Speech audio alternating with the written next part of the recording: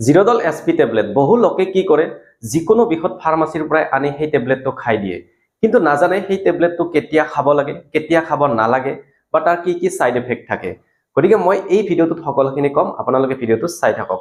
প্ৰথমে মই কৈছো জিৰডল এছপি টেবলেটৰ কম্পোজিশন আৰু এই কম্পোজিশন বিলাকে কেনেকৈ আমাৰ বিষটো কমাই দিয়ে জিৰডল এছপি টেবলেটত থাকে এচিক্লোফেনাক 100 mg আৰু এই এচিক্লোফেনাকে আমাৰ বডিত যিকোনো ইনজিওৰ ঠাইত বা যত পেইন হয় তাত কিছুমান কেমিক্যালস নিৰ্গত হয় আৰু এই কেমিক্যালস বিলাক ওলোৱাত এচিক্লোফেনাকে বাধা দিয়ে যাৰ ফলত বিষটো কম অনুভৱ হয় আৰু তাত থাকে প্যাৰাচিটামল 325 mg আৰু এই প্যাৰাচিটামল খিনিয়ে যিটো আমাৰ বিষৰ অনুভৱ হয় ব্ৰেইনত সেই সিগন্যালটো বন্ধ কৰি দিয়ে তেতিয়া আমাৰ বিষটো কম অনুভৱ হয়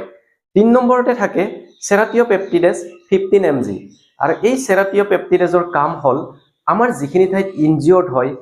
তাত সুৱেলিং হয় সুৱেলিং হোৱাৰ কাৰণ হল তাত কিছুমান এবনৰ্মেল প্ৰটিন সৃষ্টি হয় এবনৰ্মেল প্ৰটিনখিনি সেৰাটিঅপেপটিডেজে ব্ৰেকডাউন কৰি দিয়ে আৰু যাৰ ফলত আমাৰ ফুলা অৰ্থাৎ সুৱেলিংটো কমি যায় জিৰডল এছপি টেবলেট কি কন্ডিশনত খাব লাগে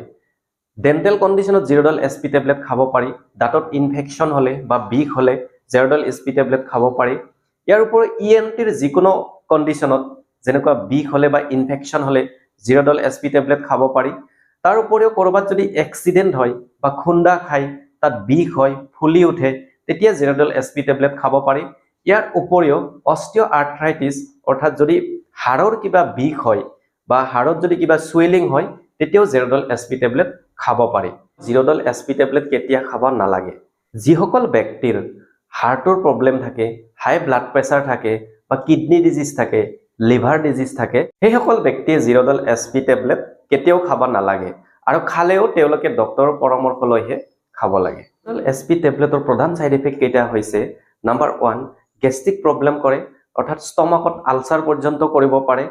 আৰু বেছি দিন ব্যৱহাৰ কৰিলে কিডনি ডিজিজ হয় লিভাৰ ড্যামেজ হয় আৰু হাৰ্টৰো প্ৰবলেম হয় গতিকে আপুনি হেলথ চেকআপ অবিহনে জিৰডল এছপি টেবলেট কেতিয়াও বেছি দিনলৈ ব্যৱহাৰ কৰি নাথাকিব আৰু বেছি দিনলৈ ব্যৱহাৰ কৰিব লগা হলে আপুনি হেলথ চেকআপ কৰি সকলোখিনি ঠিকে থাকিলেহে ইয়াক বেছি দিনলৈ ব্যৱহাৰ কৰিব পাৰিব এবাৰ আহিল প্ৰিকাউশন অৰ্থাৎ সাৱধানতা জিৰডল এছপি টেবলেট ব্যৱহাৰ কৰাৰ আগত আপুনি এইখিনি সাৱধানতা অৱলম্বন কৰিব নাম্বাৰ 1 যদি কাৰোবাৰ কিডনি লিভাৰ আৰু হাৰ্টৰ সমস্যা থাকে তেনেহলে তেওঁলোকে জিৰডল এছপি টেবলেট ডক্টৰৰ পৰামৰ্শ লৈ ভালকৈ হেলথ চেকআপ কৰিহে ব্যৱহাৰ কৰিব দ্বিতীয়তে জিৰডল এছপি টেবলেটত যিখিনি মেডিচিন সোমাই থাকে সেই মেডিচিনখিনি অন্য কিছুমান মেডিচিনৰ লগত ইন্টাৰেকশন থাকে সেই মেডিচিন বিলাক জিৰডল এছপি টেবলেটৰ লগত খাব নোৱাৰি যেনে অন্য পেইন কিলাৰ ডাইক্লোফেনাক আইবুপ্ৰফেন এইবিলাক জিৰডল এছপি টেবলেটৰ লগত খাব নালাগে ইয়াৰ উপৰিও কিছুমান ব্লাড প্ৰেছাৰৰ মেডিচিন যেনেকৈ এটিনলল ডাইউৰেটিক্স এইবিলাকৰ ইফেক্ট জিৰডল এছপি টেবলেটে কমাই দিয়ে তো এইখিনিয়ে আছিল জিৰডল এছপি টেবলেটৰ মেইন কি পইণ্ট আপোনালোকক জনালো ধন্যবাদ